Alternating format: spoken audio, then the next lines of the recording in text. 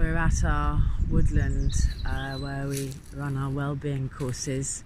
The fire pit area, as you can see, our gathering point, is very quiet, and it will be for some time. So it's nature and the flora and fauna that are gently unfolding in this beautiful space that are the main inhabitants right now of our woodland retreat.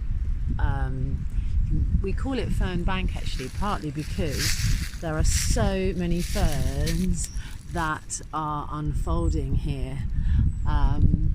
There's a beautiful silver birch over there, representing grace and femininity, and over here the grand old oak, symbol of British strength. We certainly need that right now.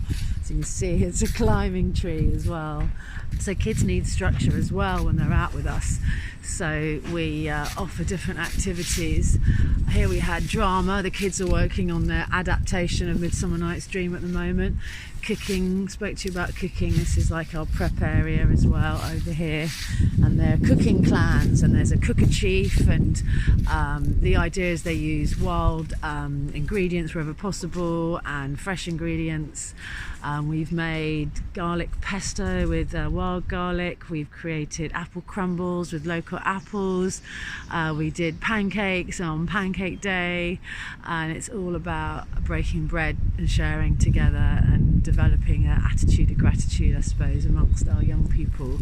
Conservation, again, it's about giving back. Conservation might also involve a connection on a deeper level, on a spiritual level, to nature, as well as, say, tree planting is really important. I'll show you, this was a plum tree that was planted by some of our youth from Sussex Fruit Trees. Nice to be able to buy local too.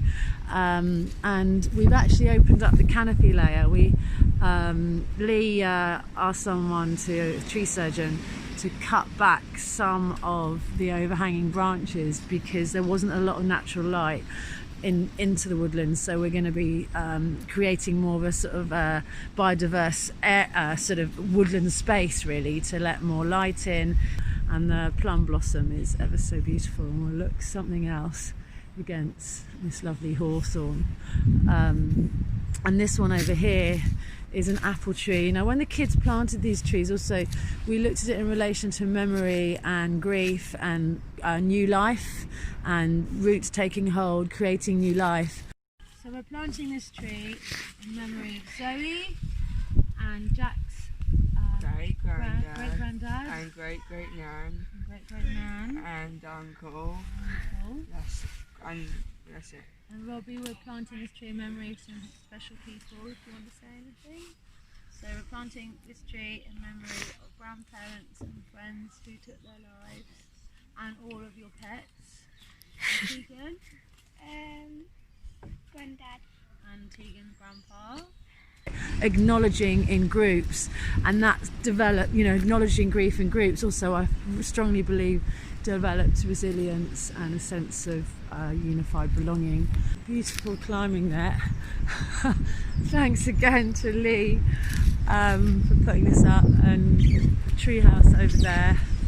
Oh wow, this offers a lot of fun for the kids as well, and freedom. There's nothing better than lying in the net looking up.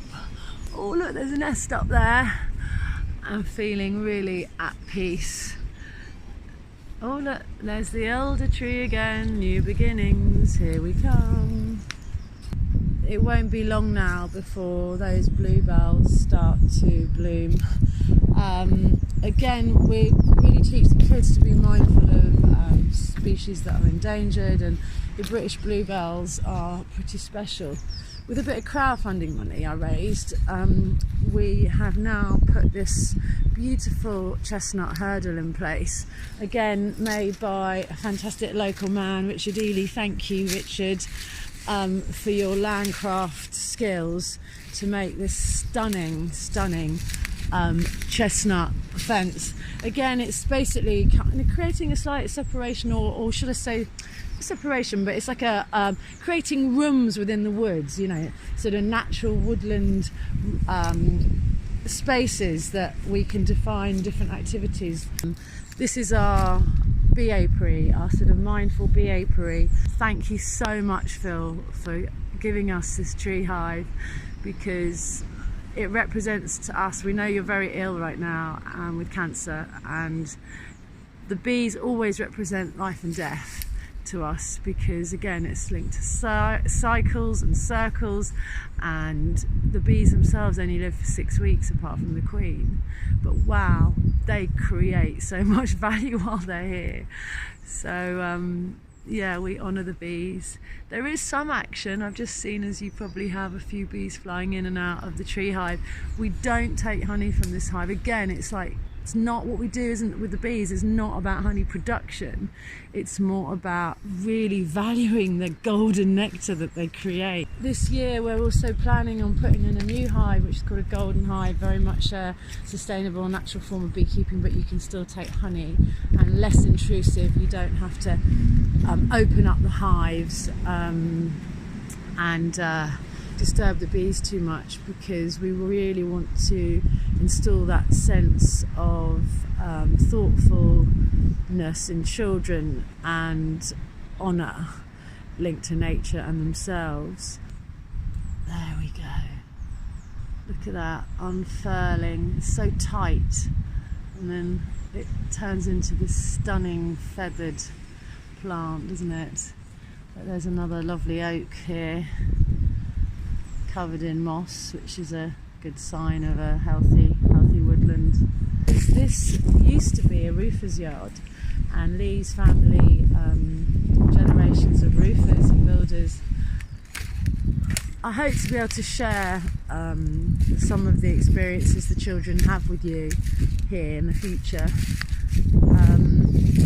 and some of the culinary delights that we create, and who knows, maybe even some theatrical and some artistic creations too.